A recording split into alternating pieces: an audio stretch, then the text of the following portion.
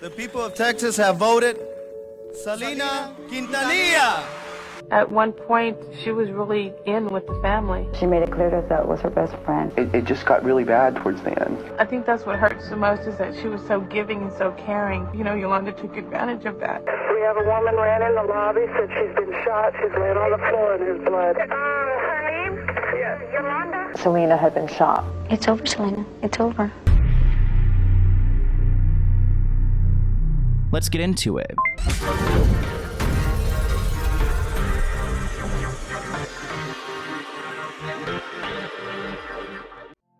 Hey there, entrepreneurs. Let's talk about a game changer in the world of online commerce, Shopify. Whether you're a seasoned business owner or just starting out, Shopify is here to revolutionize the way you run your business. Shopify isn't just a commerce platform, it's your ultimate growth partner at every stage of your business journey. Say goodbye to manual tasks with Shopify's voice command features. This is really cool. Sync seamlessly with Amazon Alexa or Google Assistant and manage your business effortlessly with just your voice. And the best part is, Shopify is energy efficient, so you can focus on growing your business without worrying about skyrocketing energy bills. Sign up for a $1 per month trial at shopify.com/Sloan, all lowercase. Go to shopify.com/Sloan now to grow your business no matter what stage you're in. Thank you, Shopify, for sponsoring this episode, and enjoy. Welcome back to the Let's Get Into It podcast. Today, I have a tragic story for you guys about Selena Quintanilla. She was a very popular singer who was killed in cold blood by her biggest fan. Now, this is a story I've been wanting to talk to you guys about for a long time because we see a lot of artists out here and they, receive certain threats or they might be put into risky situations, but nothing beats what happened to Selena. Selena was at the top of her game when she was killed, but not a lot of people know about her backstory because she was destined to be this star. Selena was the youngest out of her two siblings, and her career began at age 6 when her father, Abraham, saw the potential in her to be a singer after hearing her sing. Selena actually comes from a bloodline of musicians. Her dad was a singer and songwriter, while her mom was a stay-at-home mom. Her father ended up giving up his music career to start a family. Even though Selena grew up only speaking English, her father taught her how to sing in Spanish. And of course, her father teaching her all this led her to becoming fluent in Spanish. But I think it's interesting that she wasn't initially fluent in it, and she ended up becoming the biggest pop star in Spanish music. At 10 years old, Selena sang in her family's band managed by her father alongside her brother and sister. And these three were actually pretty good. They started performing at a restaurant, they started booking weddings and clubs, and they built some momentum. Here's an old clip of Selena when she's just a kid talking about her music career. What grade are you in, Selena? Fifth. Okay, tell me also how old you are and why you like to play in the band. I'm 10, and the reason I like to play in the band, good money. Oh, really? You make pretty good money in it, huh? Yes. Very good. Are you gonna sing for us now in a little bit? Yes. Very good. Now, the restaurant her father owned is where Selena and her siblings performed, and they started to generate some fans. But eventually the restaurant failed and her father decided to move back to his hometown in Texas. Their band finally began to tour, and at this point, Selena was only 11 years old. Selena would try to balance school with her music, but in the end, she would spend most of her time on music and eventually left school during her 8th grade year, which is too young. You need those extra years of education, trust me. But Selena was a smart girl, so she got her GED, she focused on her career, she was making good money in music. By 1984, Selena started recording music, and while it did not perform that well, it was her first time getting into the studio and really starting to create music for her own. I think at this point in Selena's life, she started feeling a little defeated because she came up with 2 songs, they weren't selling well. The band was living in a van, but they continued to tour the southwest part of the US. And honestly, them going on tour was the best thing for her because getting her name out there really built some popularity around her band, but also just her as a person. She's this young girl with an incredible voice. And actually, like 4 years after she first hit the studio, she was already getting recognized and getting awards, and people started to love her. The people of Texas have voted Selena Quintanilla. First of all, I'd like to say thank you to all you people in Texas that have supported us, Selena y los Dinos. También I'd like to thank our producer, Manny Guerra from GP Productions, who's helped us out a whole lot. And most of all, I'd like to say thank you to Grupo Los Dinos, because without them, I don't think I'd be anybody. And when I win, they win. And when they lose, I don't know them. Selena's success was all the more impressive given the singer's initial lack of proficiency in Spanish. According to Chris Brez, the band's guitarist, who Selena later married, she was the first in the band to become fluent in the language. And even though Selena wasn't necessarily speaking Spanish right away, she definitely advocated for her people and her roots. Her ex-husband said, as a third-generation Texan who had to learn Spanish phonetically, with her father coaching her on her accent, she knew that there was a chance that the Mexican fans might dismiss her. But no, instead, they adored everything about her, from her dark hair to her brown eyes and her curvy figure. By 1989, Selena joined a record company called EMI Records. With a big company behind her and Jose Barr, the company's new Latin music division, she could appeal to a diverse audience. In 1991, she made a song with Alvaro Torres called Buenos Amigos, which became a hit, getting a #1 on the Billboard's Latin chart. She came out with another hit titled Donde Quiero Que Estés. Oh my gosh, look at me in my Spanish. And that just continued her stardom. You kind of, like, you see those people like Ice Spice, like she releases a song and then another one and another one. It was kind of like the Selena effect. Like she put out a new song and it was instantly a hit. Which I don't know why, but talking about this reminds me of when I was like in 5th grade and Hips Don't Lie by Shakira came out. And to be honest, like I didn't really grow up like with the most diversity. You know, my parents weren't playing me Spanish music, but she introduced me to that and then I became in love with it. And I kind of wonder if like people had that same, I mean, I know that people had that same moment with Selena where they heard this and they're like, wow, this is great. So Selena was doing amazing. She was resonating with fans and she was likable. Here's an old clip of her ex-husband talking about her. No, she was very romantic and she craved that too from me. You know what I mean? It was, she wanted to know all the time, wanted to feel all the time that it was special, and I did it as much as I could, and I made her feel that way, you know. But she did it all the time to me, all the time.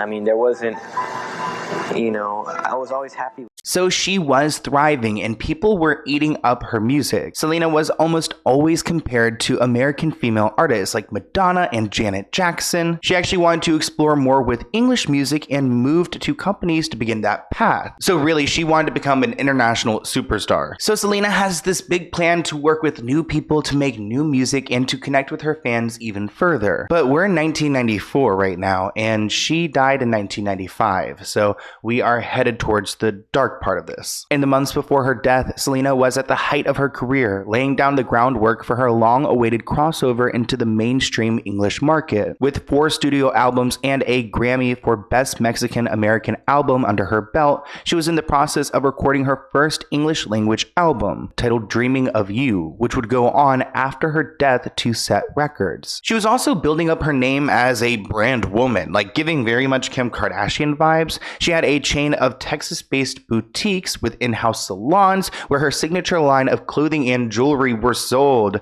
Wow. Actually, the 2 locations in Corpus Christi and San Antonio were managed by 32-year-old Yolanda, the president of the Selena fan club and a trusted friend of Selena's. Now, if you know anything about this story, you know who Yolanda is, and Yolanda is our criminal here. She's our criminal. She's our murderer. She's our killer. She killed Selena, and she had a manipulative relationship with her that we need to unpack. I mean, how do you go from being a trusted friend who runs these stores, runs this fan club, to then murdering this person? I can't even imagine. Yolanda first became acquainted with Selena as the president of her fan club. When she wasn't busy with fan club matters, she also worked as a nurse at the beginning, but she ultimately left her job to officially manage the club full time. Here's an old clip of Selena and Yolanda together.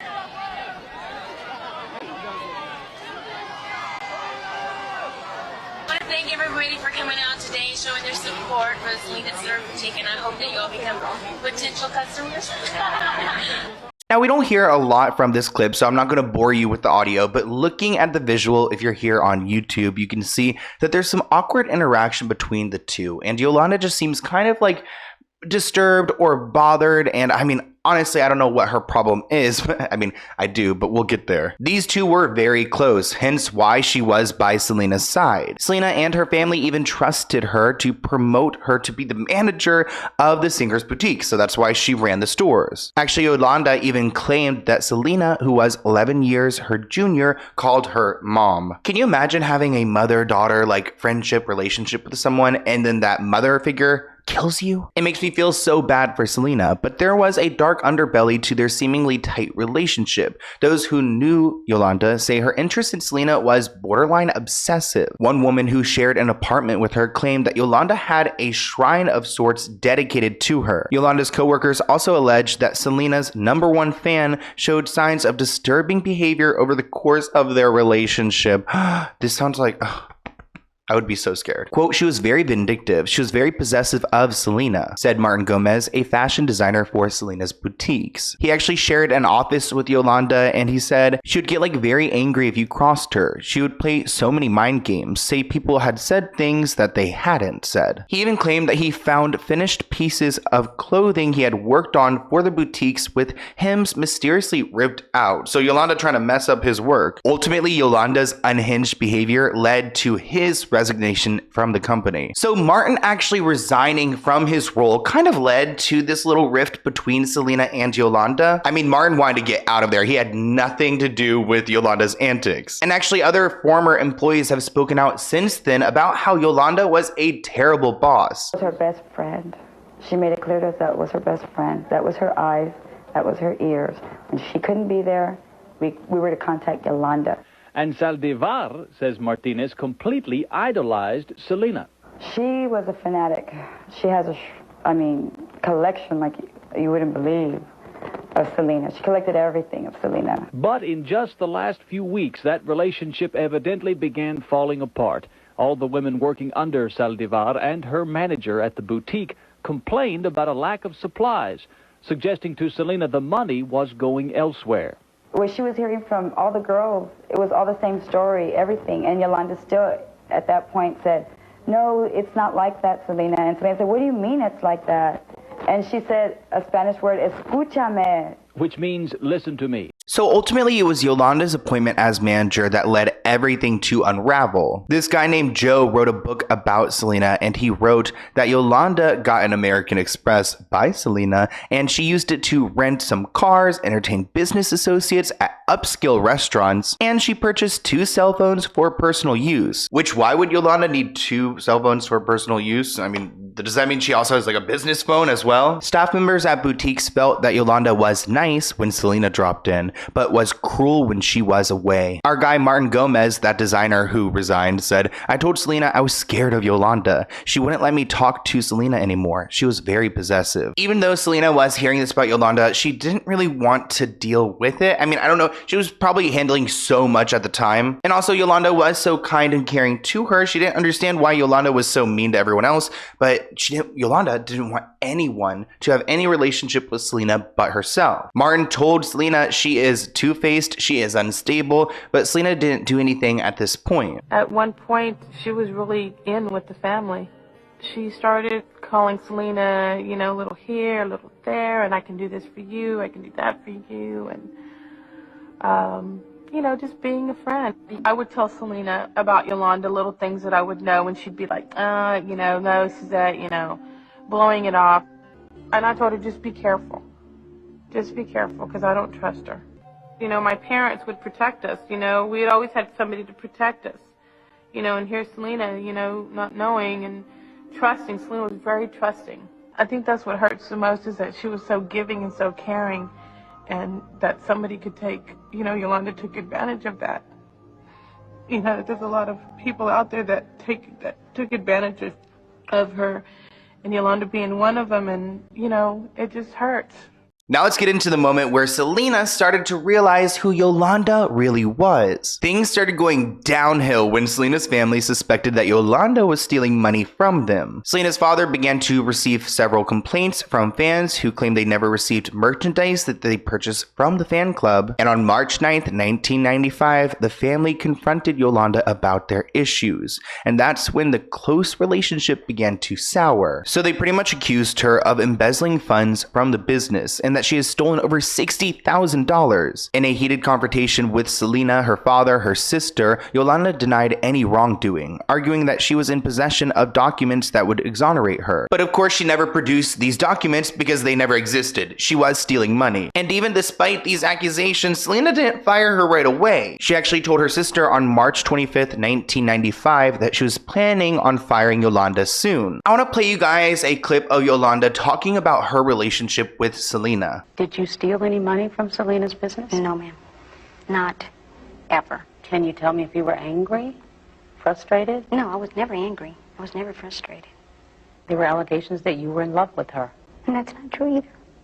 And if people think that Selena and I had a lesbian relationship, you're not a fan of Selena. To be honest, I never really thought that they had like some lesbian relationship because clearly Selena's not into Yolanda. I think Yolanda like almost wants to be Selena or just is so obsessed that it is a sickness. I mean, clearly it's a mental health issue. This woman was so obsessed that Selena couldn't even really tell. I mean, at one point, I guess like Yolanda's family had a bunch of Selena's old clothing because Yolanda would go in and just steal it. And it makes me question like, what is this obsession? Because I don't think it's like romantic. Maybe it's romanticized in some ways, but it also just seems like she kind of wants to be her or wants to be so close to her.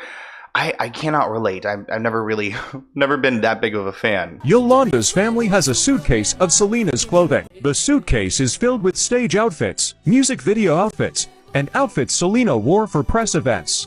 Yokaka had a key to Selena's home, giving her easy access to steal them. Yolanda's family claims that Selena gave them the suitcase to hold because she was going to run away with her alleged lover, Dr. Martinez. Martinez himself has said this was not true. Now remember, she was confronted on like March 9th. By March 13th, she had hired a lawyer to draft up a resignation letter, even though she had basically been fired by the family. Yolanda also went on to purchase a gun, which she later said was to protect herself from Selena's father, Abraham, which honestly, I don't think he was a threat to her, but he was probably standing up for Selena because Selena had a hard time standing up against Yolanda. But strangely, records show that Yolanda returned the revolver to the store just days later, only to repurchase a gun on March 26. Based on Yolanda's account, Selena didn't completely cut ties with her after the fallout, but an employee at Selena's boutique said the star intended to officially fire her after she got the last of her remaining financial documents back. On March 30th, Yolanda called Selena and told her to come to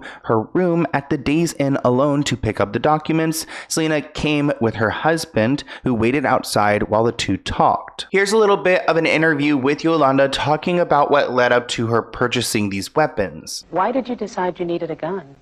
It was after threats had been made against my life. Who threatened you? Her father.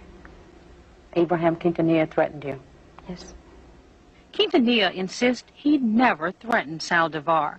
He's convinced that she bought the gun to kill Selena. She saw me as the person who initiated this, and she saw me as the enemy. How much more could she hurt us than killing Selena? Is there any way Selena or her family could have seen this kind of a death coming? No.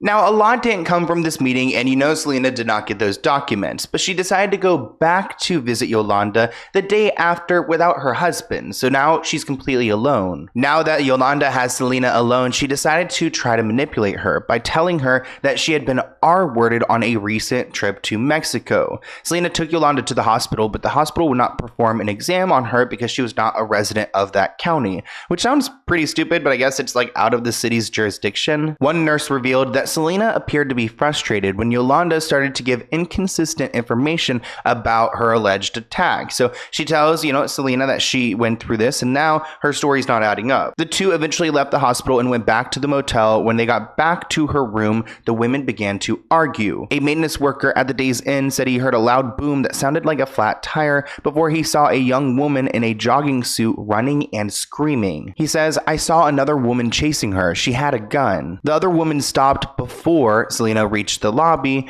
and I guess Selena then ran inside to go and grab some staff members. Selena began to slowly collapse on the floor in a pool of blood from the bullet wound in her back. Selena used her last words to identify the name of her killer, Yolanda, in room 158, and then her eyes rolled back in her head. So her last words were spent exposing this woman for just killing her. Here is some information from the reports. At 11:48, Yolanda produced the gun and fired it into Selena's right shoulder when she turned to flee. Selena was bleeding and crying and ran into the hotel lobby screaming, "Somebody help me." At that point, Yolanda was following her screaming, "Bitch," but did not get into the lobby. These people are at a Days Inn motel. Nobody's expecting this to happen, so they quickly call the police to get some help there. What is your location? Days Inn Motel. It's 901 Navigation Boulevard. What's wrong, ma'am? We have a woman ran in the lobby, said she's been shot. She's laying on the floor in his blood. Okay. Where are you? How old is she? She looks about 20. Okay, who saw her? Where is she? She's in the lobby right now? Yes, ma'am. She just passed out. Okay. I already have to call in. I think you need to send a police unit, too. You don't know anything else about who might have done it or anything like that? It's another lady. That's all I know. We're trying to find out. Her name?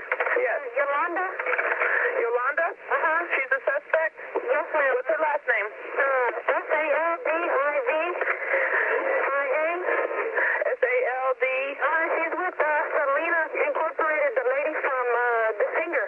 Can you imagine having one of the biggest singers there in your hotel at the Days Inn, just like dead? It just sounds so chaotic and devastating and not how Selena deserved to go at all. She was shot in the back with a caliber revolver, and the bullet shattered an artery in her collarbone before exiting her chest, the effects of which also negatively impacted her brain function. So even if she survived that, she would have had maybe something off with her brain. I'm assuming that's why they included that. Doctors later said that she was already brain dead by the time she reached the hospital. Selena died just a few weeks before her 24th birthday. When police arrived at the scene, they found Yolanda locked in her pickup truck with the handgun pointed at her temple, crying, "I can't believe I killed my best friend." She kept the police at bay for nearly 10 hours in a rainy standoff before she was arrested. Hey there, entrepreneurs. Let's talk about a game changer in the world of online commerce, Shopify. Whether you're a seasoned business owner or just starting out, Shopify is here to revolutionize the way you run your business. Shopify isn't just a commerce platform, it's your ultimate growth partner at every stage of your business journey. From launching your online shop to scaling up to millions of orders, Shopify has you covered. With Shopify's intuitive app, you have complete control over your online store. Customize everything from colors to timers to make your store uniquely yours. Say goodbye to manual tasks with Shopify's voice command features. This is really cool. Sync seamlessly with Amazon Alexa or Google Assistant and manage your business effortlessly with just your voice. And the best part is, Shopify is energy efficient, so you can focus on growing your business without worrying about skyrocketing energy bills. Sign up for a $1 per month trial at shopify.com/Sloan, all lowercase. Go to shopify.com/Sloan now to grow your business no matter what stage you're in. Again, shopify.com/Sloan. Thank you, Shopify, for sponsoring this episode, and enjoy. Remember Martin Gomez, that guy that worked with Yolanda who then resigned? Here's an interview of him talking about how Yolanda just wasn't a good person. She was trying to put a barrier between Selena and I. And Selena and anybody, you know? And it just got really bad towards the end. What was your sense of the hold that Yolanda seemed to have over Selena? Selena trusted her. She was trusting. She was caring. She was very naive.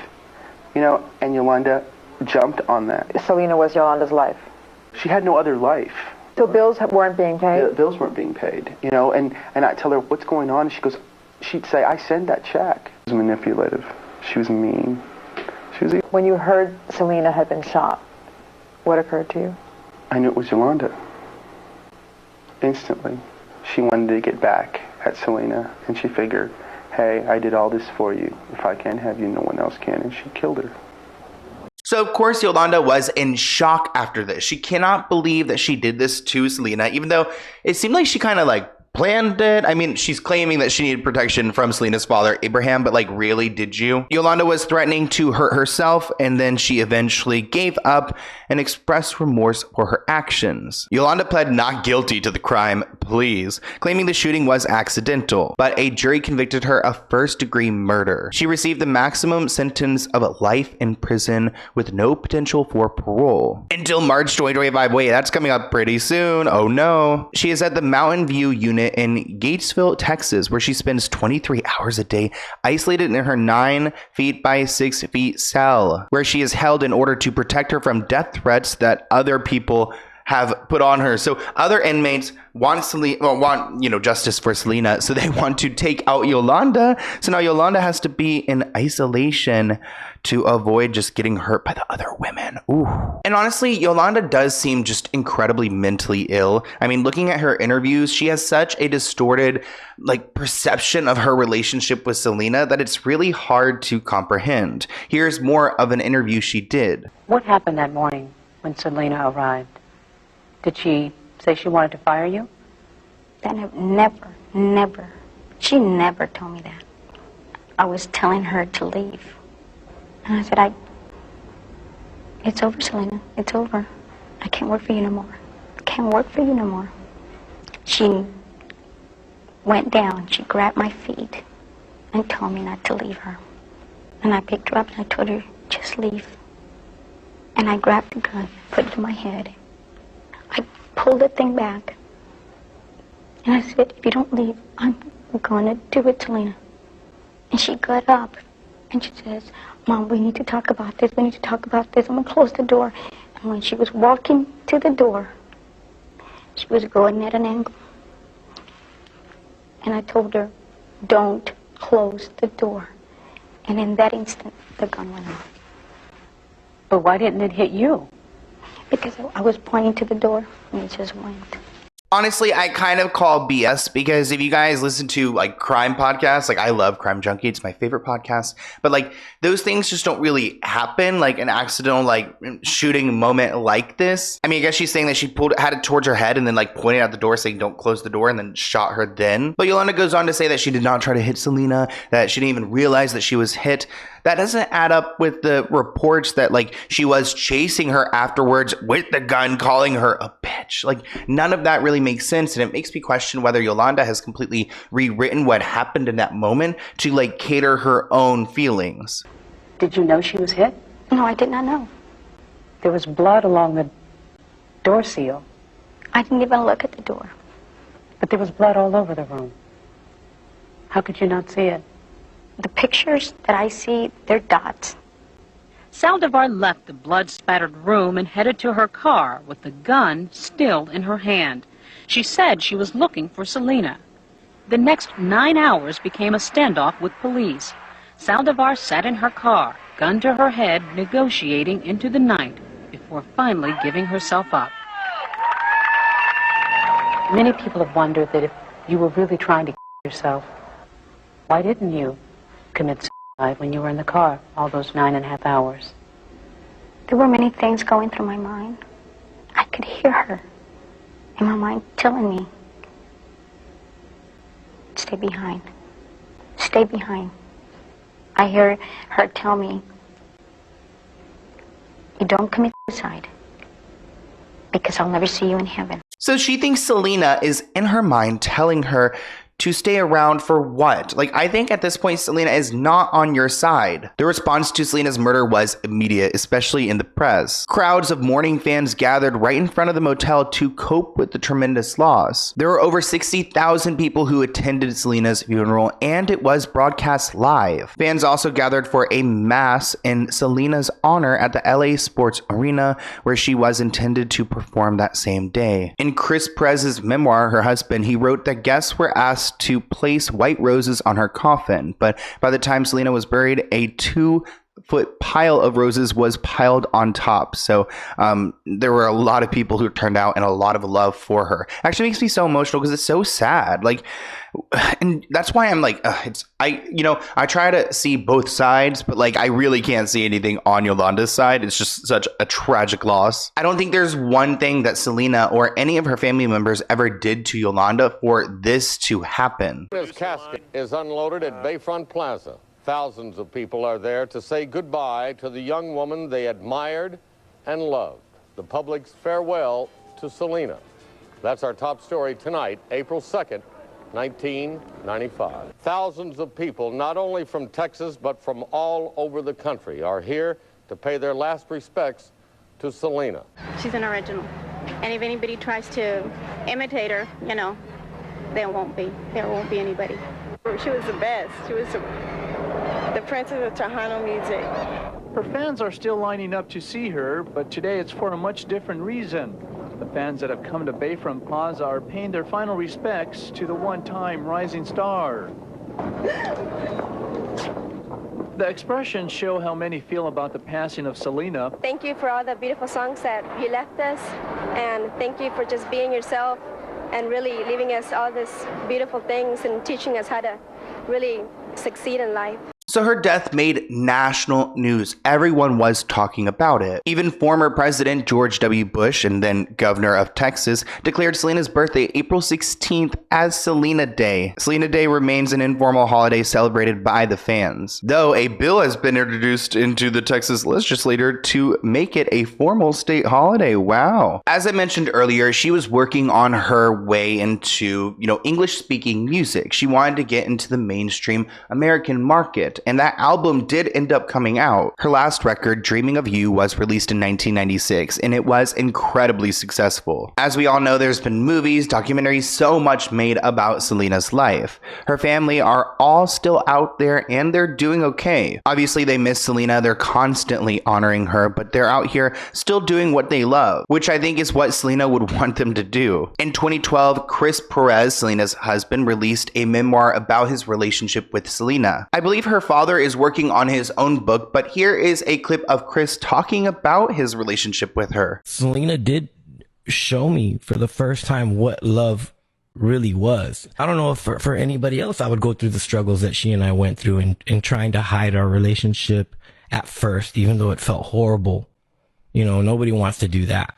But with our situation, after discussing it, we thought that was the best way to go for that time. Eventually, we let certain people in the band know, and then Rick, who walked in. What happened in the movie, they presented as Joe walking into her and I kissing in the bunk area, but it was really Rick. Sorry, Rick, if I'm throwing you under the bus. At 25 years old, you think you know everything, right? You feel like you know everything. And at 53, it's so weird, which is what I am right now. At 53, it's like, it's kind of flipped. Selena's sister, Suzette, manages the family's entertainment company and studio called Q Productions. Her father founded it in 1993, and that's actually where Selena recorded music, and the studio also has a Selena museum. Suzette also works closely with MAC Cosmetics on their second Selena collection. There's also a Selena Foundation that her father and his wife run together to help kids who are in need. So Selena's legacy very much lives on. Here's a clip of her sister Suzette and her father Abraham reminiscing about Selena. She had this